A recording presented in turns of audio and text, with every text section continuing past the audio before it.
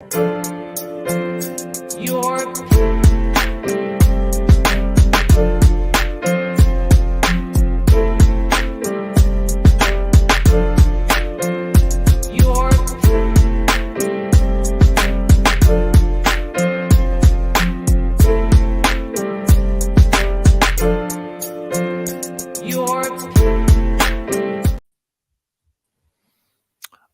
right, everyone. What's hibbity happening?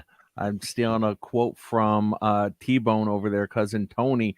I'm Rob, Sports Card Therapist. You are tuned into, if you're watching the YouTube, the Sports Card Therapist YouTube channel, but this is actually going to be a Wolfpack episode, and this is Wolfpack episode, episode 19, Wolfpack episode 19. And this is a special episode because we have some Wolfpack members with us. However, we also have the newest member who's going to be dropping a brand new podcast on the Wolfpack network. So however we want to go around the room, Ken, we can start with you, Tony, then Dave. Sure. I don't know. I don't even know. Do I need to introduce myself? No. I mean, I think everybody knows me. I'm just going to say, hey, what's going on, everybody? Yeah, exactly what Ken said. There's a new guy over here we need to talk about. Yeah, he's the guy that needs to tell us all about himself. Yeah, so we have Dave, aka Iowa Dave, in the house. Dave, how you doing, man? Doing great. This is crazy. It's like I spent my whole life going to Yankee Stadium, watching the Yankees play, and all of a sudden I'm on the field wearing a uniform. I'm just, hoping not to soil myself too much. Well, so if we're the Yankees, can I be Jeter, or am I like the bench coach? No, David Wells. I'll take that. David Wells threw a perfect game. Okay, and they carried him off the field drunk. I know who he was. He was drunk for sure. Yeah. Well, Dave, listen, man, it's awesome to have you on, and we're really here to talk to you and to talk about the new podcast that is going to be airing on the Wolfpack Network this Friday. Is episode 1 is going to be dropping. So, but before we even get into that, talk to me about your website that you created. I believe it was probably in the last few months, right? It's hobbycontent.com. Right, hobbycontent.com. And I was just trying to think of some other way to get involved. And my strength is in long form. My strength and my background is in interviewing and in writing.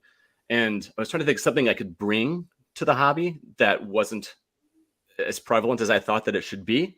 And this way I get to talk to people. And you ever been also like late at night, you're sort of in bed, you can't sleep, you try not to like wake whoever's next to you, right? But if you just hit your thumb just like twitches at the wrong time, all of a sudden Instagram is playing sound. You're like, oh God, I'm sorry. Well, with these Q&As that I do and with the things that I write, you can scroll, you can be up late, you cannot bother whoever's there, right? And so it was a way to play to my strengths and to kind of give back a little bit. The hobby just can't be buy, sell all the time. I mean, you could be, I suppose, and then you'd be, it'd be like this bottomless pit. You could never fill it. And so I was just trying to find this other way to be fulfilled and to not base all my happiness on acquisition and selling and everything else. And so by going back to my roots, I used to be in media. I get to meet some pretty cool people and bring something to the hobby, I hope.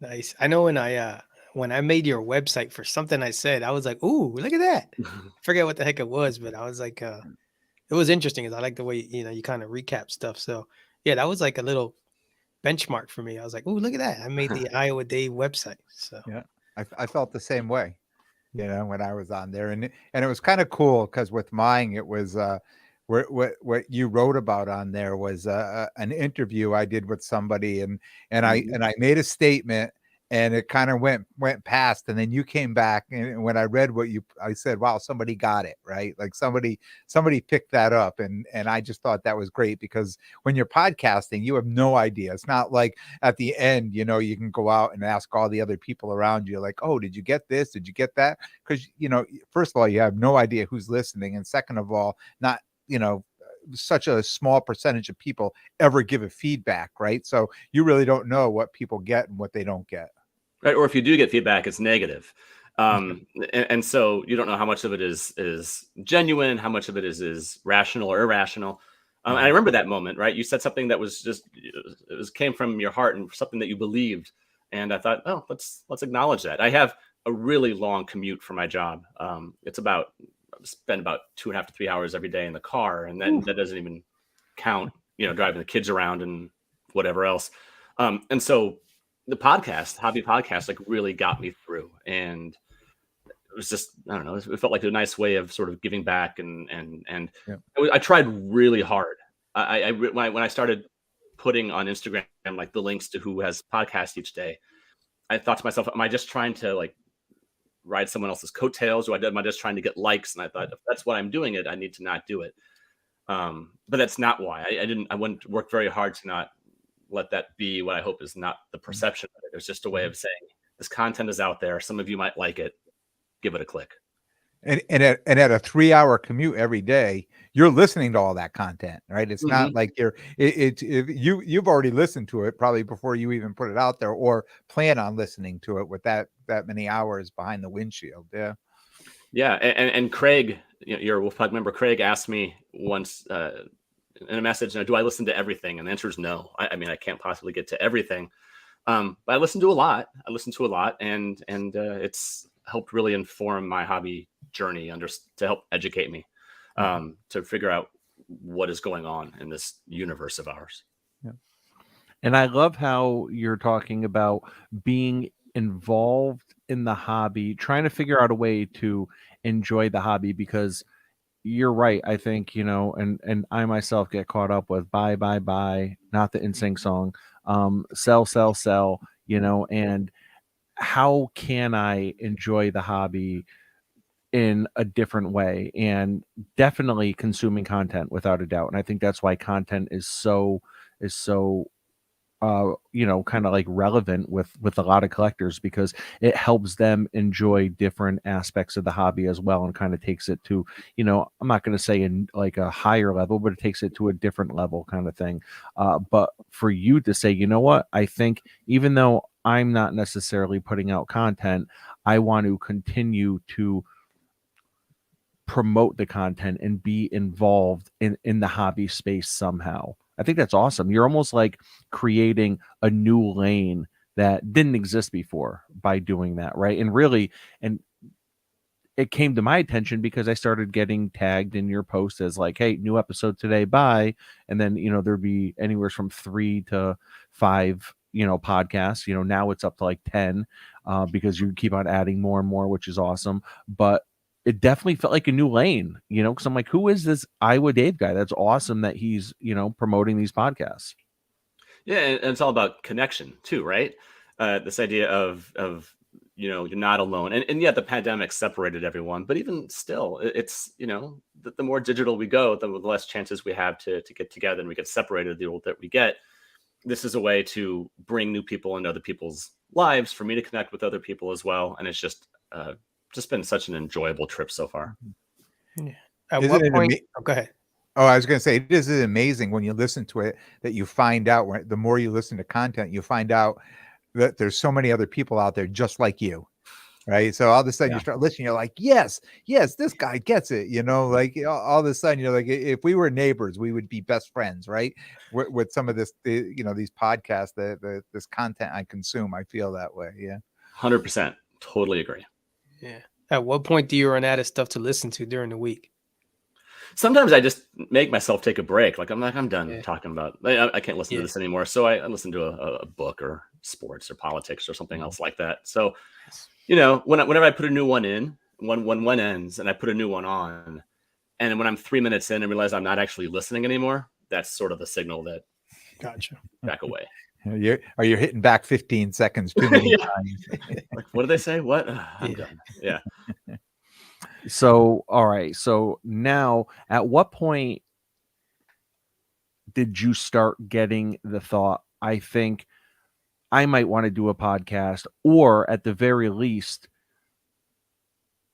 I know you were doing the written interviews. So at what point what came first, the written interviews or the podcast? Because I know a lot of people will like reach out to me and they'll say, I really want to do I really want to, have a podcast. I want to do something, but I'm kind of nervous, or I don't know where to start, or, I don't think I'll be good. I can't be as good as you. I'm like, dude, listen to my first few episodes. I have 200 episodes of practice. Like, it's one of those things where you're not, don't compare yourself to me. But at what point did you say, I think I might want to start putting my voice to MP3?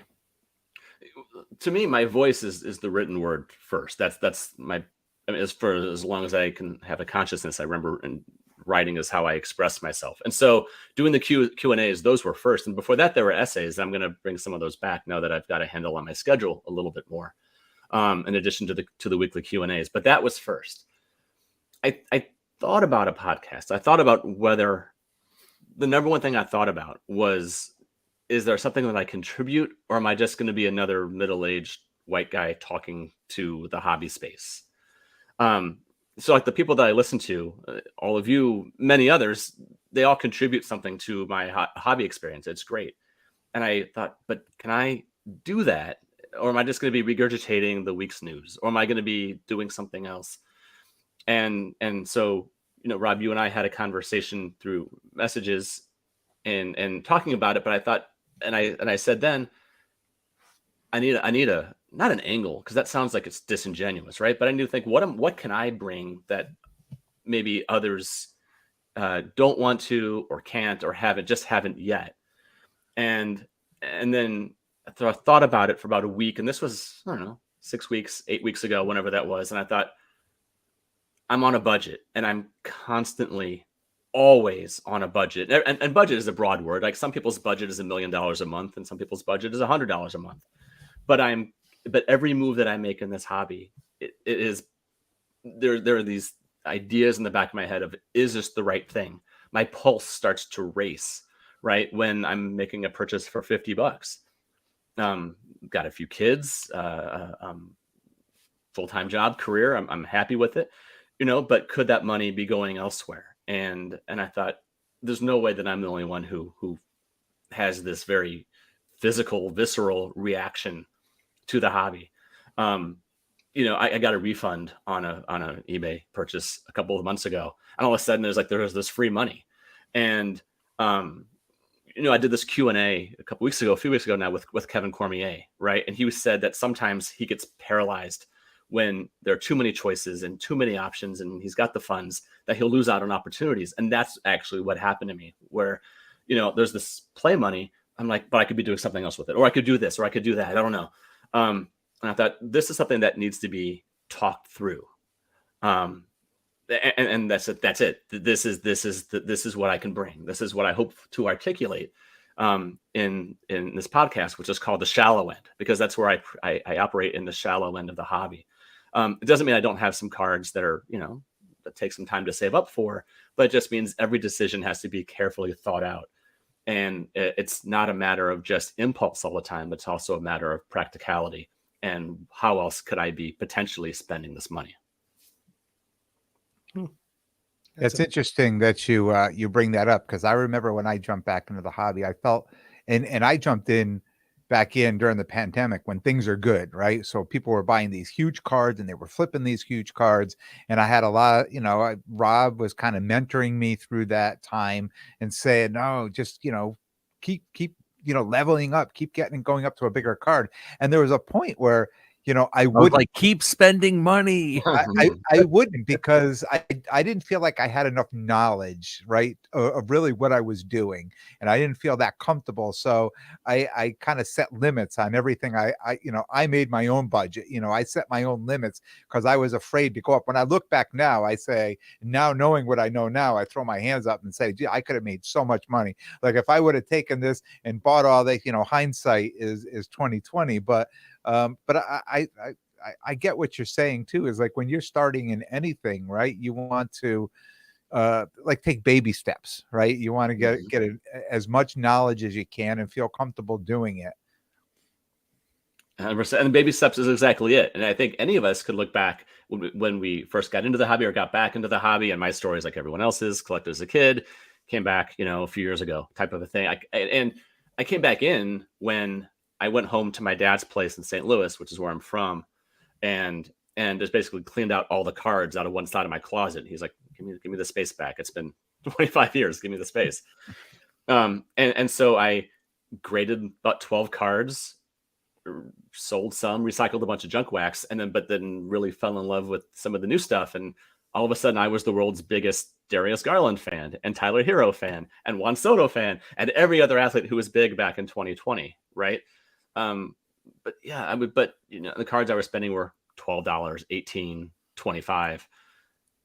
I mean, man, I wish I had that back, but that's part of the learning though, right, Ken? I mean, I don't think I would be where I am now, which is relatively happy with my collection, if I didn't make some of those mistakes or just have some of those lessons when I was, a few years ago.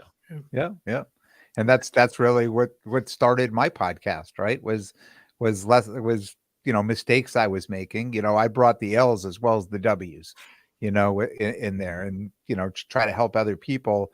Like I'm the type of person that even if you tell me, don't do this, I'm usually going to go do it because I want to know I experienced that enough to tell the next person when I say don't do this and they say why, and I'll say, well, here's my experience. Let me tell you what happened to me, but you can take it for what it's worth. So yeah, we learn from those L's, and if we get W's too early, L's are going to come later, right? Because we're going to make a lot more mistakes if we don't make those mistakes early. We make bigger mistakes later. Yeah. And I think you can, by kind of tiptoeing, or like you said, the baby steps. Yeah, you made what you call them mistakes with those guys, but they were small. I'd rather make a $25 mistake than a $2,500 mistake, which a lot of people did that are not around today. There are a lot of people. So I think you played it the right way. Let me just dip the toe in a little bit, because somebody said it's hard to, it's a challenge to be frugal in this hobby, because you see, it's a great comment there by Brendan Ryan. You see guys on Instagram or whatever at shows with cards that are, I'm never going to touch that. And all of a sudden, the next thing you know, you're stretching yourself way too far. So, when you, like you say, you take those little hits, you can shake them off a little. A $10 hit's a lot easier to shake off than a $1,000 hit. That's a great point. And I think too, when you look at the age and what we're saying, the age group, right? Because I go to a lot of shows and I'll see these 20, 21, 22-year-old, maybe even 18, 19-year-old kids come around and they open their case up, and I'm looking and there's like $40, $50, $60,000 worth of cards in their Zion case. And I think to myself, well, here's probably people that have no family, no overhead, I mean, I'm speculating this, right? But, when life gets in the way, when you're married and you get kids, you can't be some people do, but most people can't be investing all that money into the cards when, it needs to go to other things at home. Yeah. Listen, those kids that roll around with those big cases and stuff like that, maybe it sounds rude. Just stay away, man. I'm like, I got to worry about my mortgage. I got a construction thing going on right now. I don't want to look at all that stuff. Just keep it moving, man. Just go stay over there in the corner. Leave me be with the old broke dudes. Well, and I think the hobby is a good representation of life in terms of, the steep cost it could be to try to keep up with the Joneses. And that's actually a topic I have coming up in the upcoming weeks is trying to stay away from keeping up with the Joneses, because it's such a mentality of, looking at your neighbor, seeing what your neighbor has and thinking like, well, that's the standard. I need to reach that standard.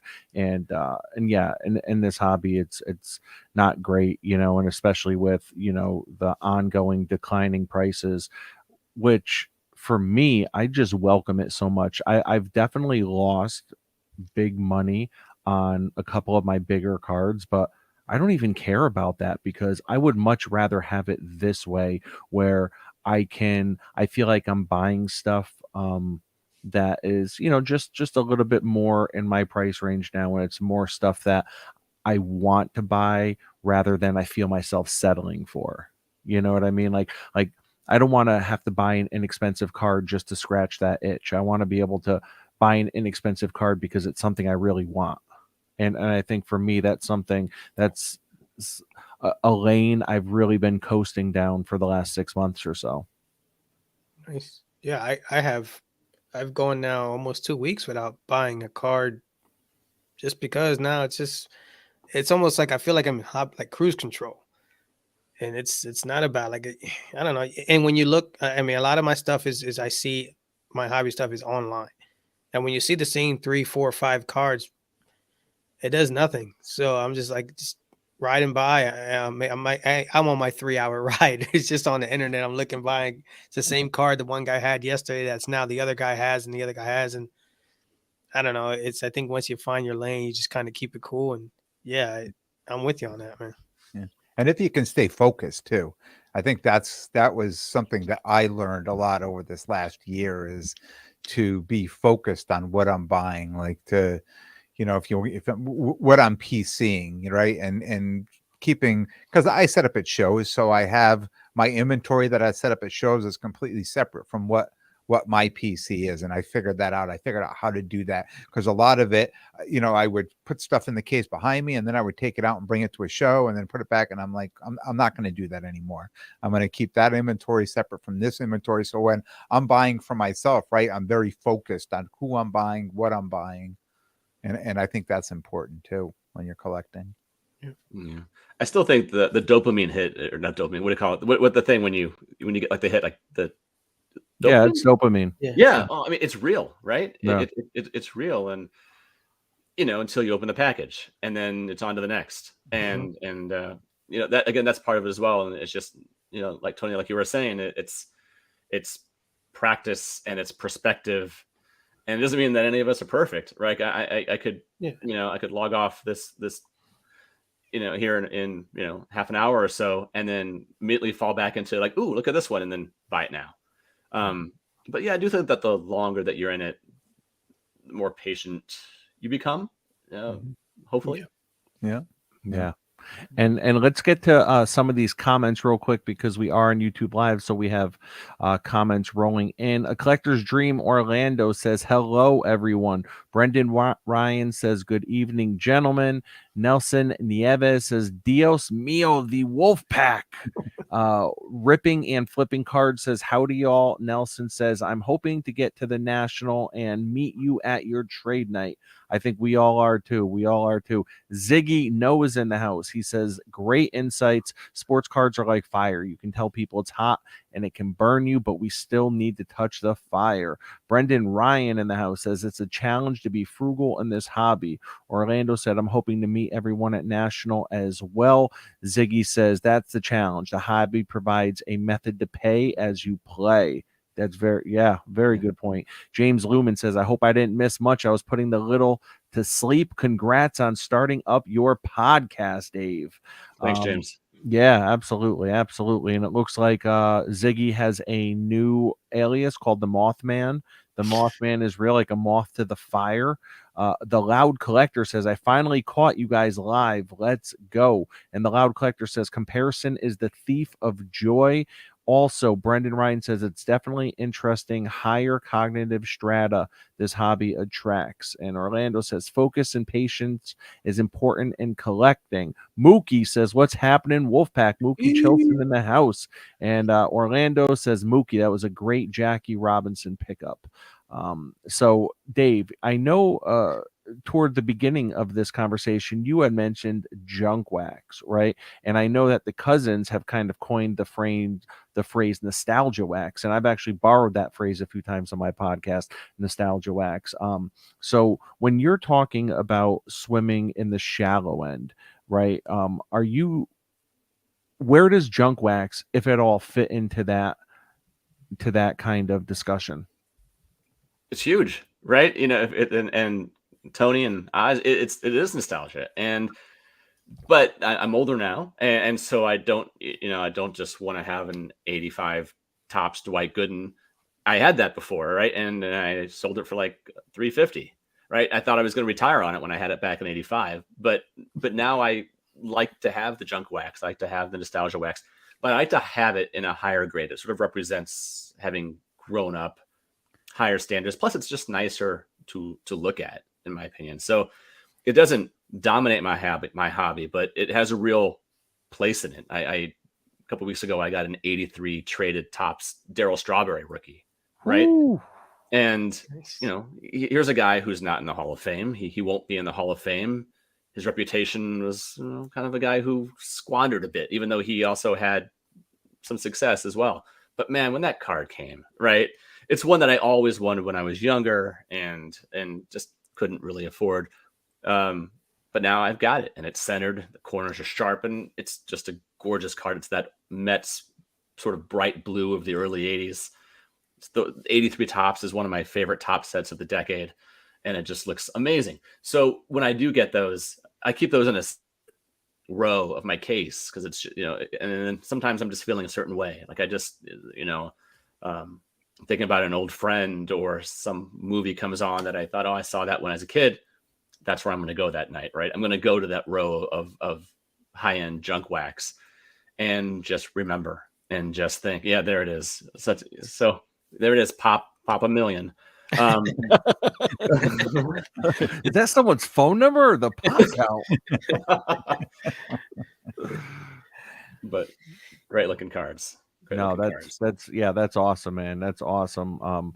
And you know, so shout out to Dustin, Sports Card Dad. I can remember him and I, you know, had a couple conversations on some pods, and he had talked about his love for junk wax as well. Like a lot of us. Listen, if you are anywheres between the age of, you know, what, maybe 36 and 55, chances are you love junk wax too, and it just hits you in the feels. So Dustin was talking about how, you know, like with such high pop counts, and even if the pop counts aren't massive through PSA, we all know that there were millions printed anyway. So it kind of like, regardless of pop counts, we all know there's a millions of them out there. But what he was talking about was trying to find the differentiator in those, like what can make a card from junk wax stand out a little bit. And like you talked about, Dave, high grade, right? Like a PSA 10, maybe a BGS 9.5, you know, something like that. PSA 9.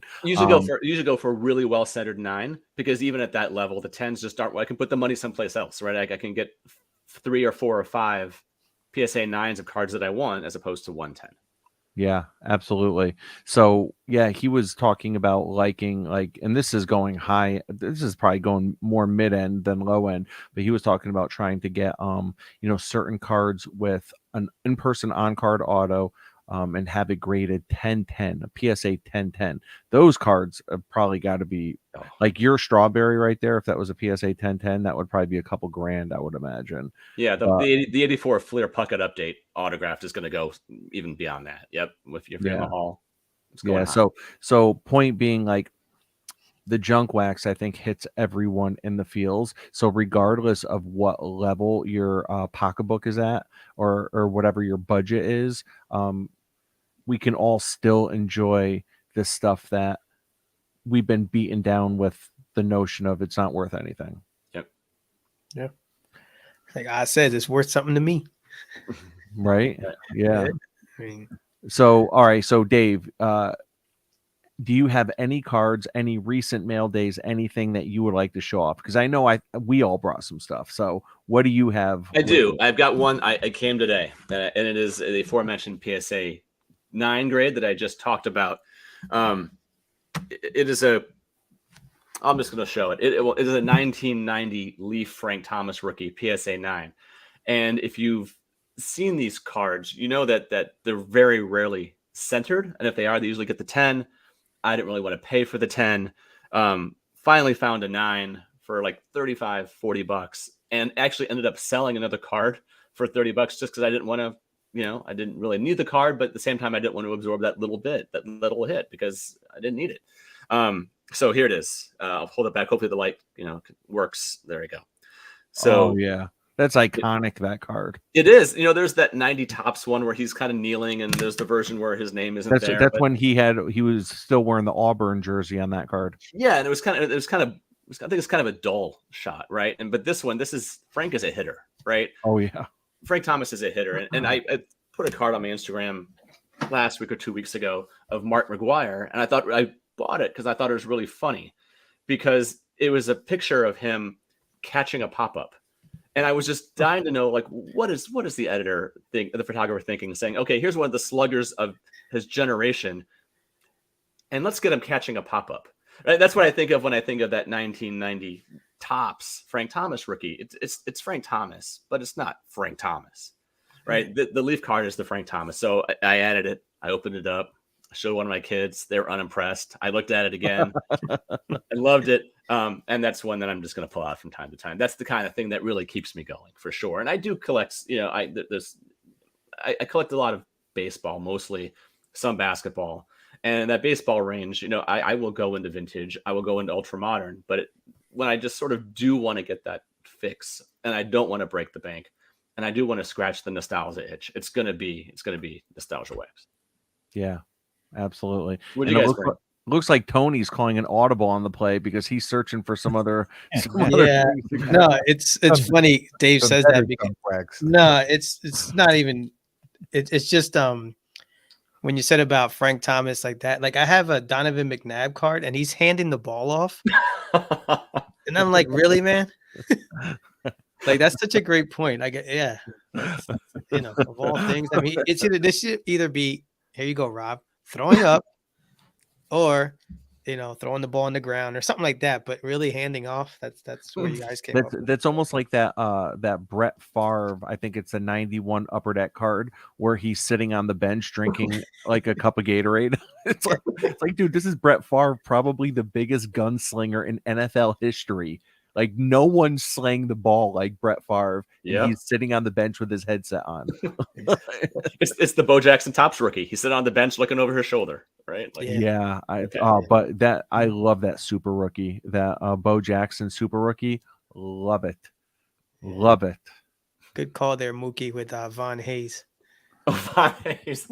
Sorry. So. All right. It's now my mission in life to get that card. The Von Hayes. The Von Hayes PSA 10. Oh man. All right. So who wants to go next? Oh, I'll go. And mine come with a story. They all come with stories, right? So I picked up these cards, back in the 90s. It's Martin. They were all hockey. I did all hockey. Martin Brodeur, rookie, right? Jaromir Jagr, rookie, and these cards were, to me, they were everything when I got them. They were, I watched hockey and they were graded, right? So I put these cards away for years, but I had a curio cabinet with all kinds of other things I've collected over the years. So I had these cards in there, and people would come over and they'd look and they'd be like, "Oh, is that Jaromir Jagr?" I'm like, "That's his rookie," right? Because in my mind, it was worth $1 million, right? And when I came back into the hobby, a few years ago, I mean, these were the first cards I went, when I figured out how to look cards up on eBay, like get prices and comps and all that stuff, and I pulled the comps up. I'm like, what the hell? They're like, you're saying this is worth negative $2? I have to pay someone. I couldn't even fill my gas tank if I sold this card. Wow, that's tough. I guess I go. So mine is, this is actually thanks to Sean, Victory Investments. A whopping $4 for this bad boy. 1994 Pacific Gold Prism Randall Cunningham. Oh, these were prisms before prisms were prisms. Wow, those were prisms with an S. Yeah, with an S. Yeah, like prism like used to show Von Hayes. There was a station here in near Philly. It was called Prism. Yeah, and this is rarer than some people might think, but it's really cool, man. And he put me onto this, and $4. It was actually a $5 buy it now. I said, let me offer him $4 just for the shits and giggles, and sure enough, he accepted, and here it is. But yeah, very nice. Like it's there's tons of stuff that this is cool. I never even saw this when I was a kid, and Devin was like, he told me it was random. I was like, yeah, man, all day. Probably cost more to ship, right? Yeah.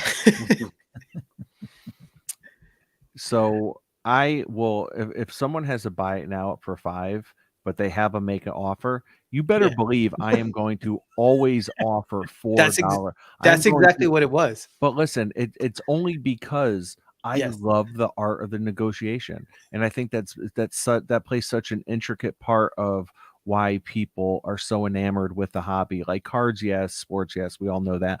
But I think that little part of the and it's not for everyone. If it don't apply, let it fly, because there are some people who get really anxious when it comes to the negotiation, to the point where they would probably have a much different looking PC if they just opened their mouth and tried to make a deal sometimes. But some people don't. But I know for me, I love the negotiation. Yeah. And I only did that as a goof because I saw like a buddy of ours, he sells cards on Facebook.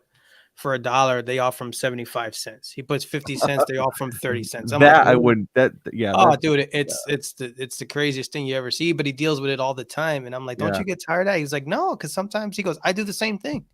Like, all right, so I don't know about you guys, but I get angry when there's no make an offer option. Me too. Me too. It's like, put it in. It doesn't matter if I've looked at this card and it's been $50 for 4 months, and it's suddenly $30, but there's no make an offer. I'm like, I don't know. Yeah. Right? No, listen, here's the thing. I need that. And I had a story on my Instagram post the other day about the Bill Parcells auto that I have that I'm probably going to show in a sec.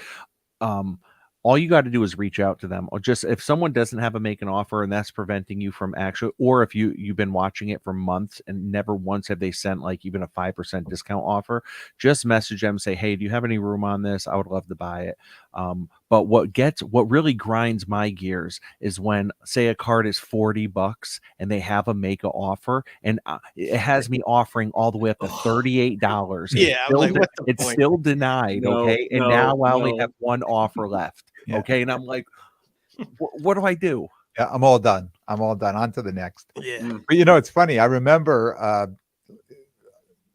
a comment from Extraordinary Dave, Extraordinary Cards said, and I I carry this with me. It said, if you paid full price for my card, right, that either I made a mistake or you made a mistake. Right. So nobody's going to pay full price for a card. So and I feel the same way you guys, when you go on eBay, it's like, if it's $40 and that's it, well, I'm losing out because I haven't had the opportunity to maybe get a better deal on it or something. Right. And, you probably put it for $5 more than I should really be paying for it. And I don't want to pay that extra $5. It could be that, or it could be an extra $500. Right. But whatever it is, you never want to pay what somebody's asking price is. Nope. Yeah. And Ken, that's like the third time I've heard you reference that quote from Extraordinary Cards, because that was from an interview on my podcast, and I remember it too. He's like, listen, either I made a mistake or you did. And in my head, I'm like, well, I know I've gotten to know Dave quite well. He doesn't normally make mistakes. So chances are every single card he posts, I know he's probably got some wiggle room, or I should at least try to do my due diligence with, trying to negotiate. But so I'll show off a couple quick cards. I brought a couple because I heard junk wax. I'm like, yes. So I literally just got this card in the mail today. So the first time I saw this was about an hour ago. So big sucker for in-person on-card autos. Love them. Think they're super undervalued. Just think they're really cool. 10 times cooler than a pack pulled sticker auto, in my opinion. So I've been really buying up, and I haven't really talked about this on my pod. I've shown some pictures on Instagram, but I've been buying up a lot of on-card auto in-person junk wax. Like, I love it. To me, that hits so many boxes. And I even put in my Bill Parcells post from a couple days ago, there were like 9 or 10 straight up boxes that it just checked for me, every single box. And it's like, I'm sure like when people are reading, because I went back, I reread that thing like 10 times after I posted it, and it still made my heart skip freaking reading it. I was getting butterflies rereading what I wrote about why the card was so important to me. But so this one right here, for a New York Giants fan, I think it just is really cool for me to have. And this is from talk about junk wax, 1991 football pro set. Okay, so this was they had a couple cards. They had like almost like, I don't know if you call them inserts or parallels, but called the NFL newsreel. And I was talking to Iowa Dave today on the phone, and he brought up the Tony Dorsett one, right? Where he or was it Tony Dorsett? Yeah. Who was it? Yeah, it was Dorsett. Yeah, like he like broke a record, and so all these newsreel cards. So this right here is on card auto of the Giants owner, Wellington Mara. So the Maras have owned the New York Giants since their inception in 1925, and this is a picture of him actually selling part of this. He sold half to the Tisch family for $60 million back in 1990, and this is the picture of them like finalizing the deal. NFL shield in the background. Look at that one giant. The Giants have been in a single family ever since 1925 to 91. And right here, he sold half of it to another family. And this is a Wellington Mara auto with the inscription Hall of Fame 97. So he got inducted into the Hall of Fame as an owner. Then I'm just going to keep showing some. Give me like a minute. I'm going to bust through all these cards. This is the Bill Parcells card that I posted about yesterday. I mean, this is probably my favorite junk wax set of all time, 1990 Pro set. I just love it. And I have many more Pro set on card autos right here I'm going to show. But this Bill Parcells, I mean, if you didn't already, go to my Instagram post, read what I wrote about this. I could just go on forever about why this card is so incredible. And this somehow, I kid you not, I have, out of the thousands of cards I own, I think this card immediately got placed in the top 5 of any card I own. This card is just unbelievable to me, and I paid less than $100 for it. Is that Matt Barr behind him? No, so it's good memory though, Matt Barr.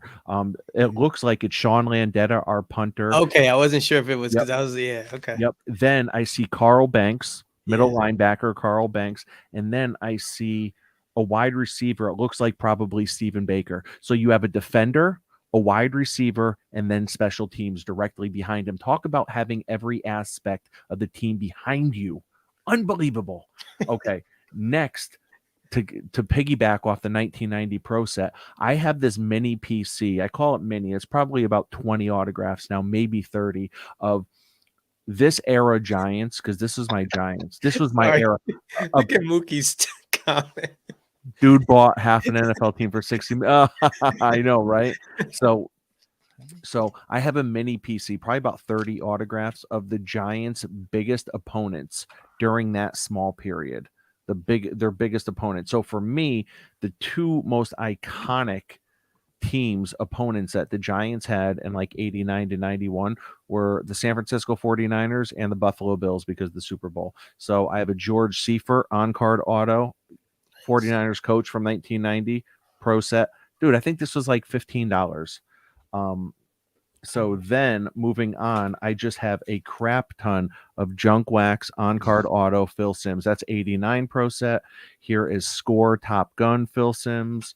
Look at this 90 Pro set, my year right there. Boom. 91 Pro set, Phil Simms. Then going on to the rivals, I have Joe Montana. This is a Prism though. This is a new Prism on card auto. Then I have 1990 Pro set on card auto, the illustration of him MVP. And then looking behind me, I have probably about 20 to 30 Buffalo Bills on card auto, Thurman Thomas, Jim Kelly, Marv Levy, Andre Reed, all these players because they were just so iconic in being an opponent to the Giants during that time. Yeah. Mookie said you need the Scott Norwood auto for sure. Listen, so have you guys ever seen the Scott Norwood jersey where the name on the back is going off the right shoulder? Like, no. Listen, if you go to a Buffalo Bills game wide right, I went to a regular season game in I think 2015. My cousin's a Bills fan. I'm a Giants fan. Went up to Buffalo, ran into Carl Banks at the #1 wing place in downtown Buffalo. Ran into Carl Banks Saturday night eating wings. And yeah, went to the game and they're savages. Those guys throwing each other through tables. It was a flea market. I'm not kidding. It was a flea market surrounding the entire stadium. There must have been like 200 tables set up selling nothing but NFL gear. It was so cool. Wow. Tougher beat, Scott Norwood or Ray Finkel? I mean, it's got to be Norwood, right? because it was real. You're saying who had it rougher? Yeah. I don't know though, dude. Like, Ray Finkel ended up getting beat up by Ace Ventura. I mean, that's Scott Norwood wasn't mocked by a dolphin. yeah. I mean, True. Very, very good saying. point. Very good point. The Loud Collector says Mark Kelso in the oversized helmet, baby. Yeah, Mark Kelso, if you guys remember, he had a pretty long neck. You guys remember Merlin Hanks from the 49ers? Yeah. Him Go with that long Hawkeyes. neck. He had Yeah. that dance that he Yeah. would do Yeah. because of his neck. So Mark Kelso had the huge head and a big neck too. So Kelso is reminded, but Merlin Hanks was in a different league as far as his neck, though. I never thought we'd be talking about Merlin Hanks. Guys. So yeah, listen, Ken, don't forget about your auction, 9:15. Yeah, 35 seconds. Oh, let's man, get it. am I Let's good or get it. what? Let's go. I'm like a Make it- walking alarm clock because Yeah. so you're working on a card. So That's beautiful. so Dave, before we I wrap up, can show you my Buffalo Bill, Doug Flutie, if you need. I'm gonna guess that is 94. This is 90 2000 uncirculated. Yeah, Don't distract him. Wah, It- wah. it's worth like $8, but it's one of my favorite cards. Love Nice. it. Love it. So Dave, we're going on 50 minutes now. Before we wrap up, any final thoughts, anything that you want to say, maybe just about your podcast in general, anything you want listeners to know, any closing thoughts? Yeah, absolute. You got it? Oh, he got All it. right. Yeah. Yeah, I hope everyone, give it a chance. First episode, always awkward, right? But Tony, you mentioned that you got that card from Victory Investments. The card that I talk about in the first episode, also acquired from Victory Investments as well, and it's the culmination of a 40-year hunt for a card that I've been wanting, so it finally comes through. Just finished up an interview right before I jumped on here for the second episode with Samuel Evans. Really, it was amazing. Beautiful. And I'm so excited to share that with everyone. But for those of you who give it a chance, thank you for your time. I know time isn't free. I appreciate you just giving it a chance, and I look forward to talking with you. Nice. Beautiful, beautiful. Ken, Tony, any closing thoughts? No. Other than dude, it's gonna be fun, man. The more hobby content, the better. Like I said, sometimes I run out. I've trimmed down a lot. It's very few and far between. I mean, I've gotten now back to my audio books. So I mean, I listen to it by Thursday-ish. It's kind of wrapping up, and then Friday a little bit. But so yeah, it's nice to have that. Nice to have something new to listen to. Thank you, Collector's Dream. I'll take that. Congratulations, but it was Ken who won the auction. So we're just here to cheer him on. Yeah. But No, Dave, looking forward to it, and I love getting the point of view from other people. When we all talk about, we could all be in the room and we could all see the same thing, but we all have a different point of view and different thought about what happened or how it happened. And, I've read a lot of your stuff. So, and I really like the way you look at things, and I'm really excited to start listening to the podcast. Thanks, Ken. It's a great point there, Ken. Though we can, like, the four of us here have all different shows. Ken comes at it now from a dealer's perspective. Rob's doing his thing, and Oz and I would just kind of just keep accumulating cards. So it's going to be cool to see your perspective on it. It's weird how we, like you said, we can all be in the same room. We'll see it totally different. Absolutely. Yeah. Well, yeah, Dave, looking forward to it. Can't wait. I know it's going to be, it's going to be a home run, man. It's going to be a home run. You have the mind of a hobby enthusiast. So, I'm looking forward to it. And I guess that's it. And you're going to be at National, right, on Friday for trade night.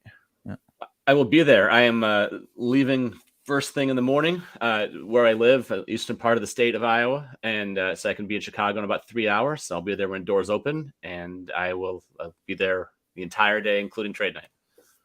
Let's go. I have to put him on the VIP list now. Yeah.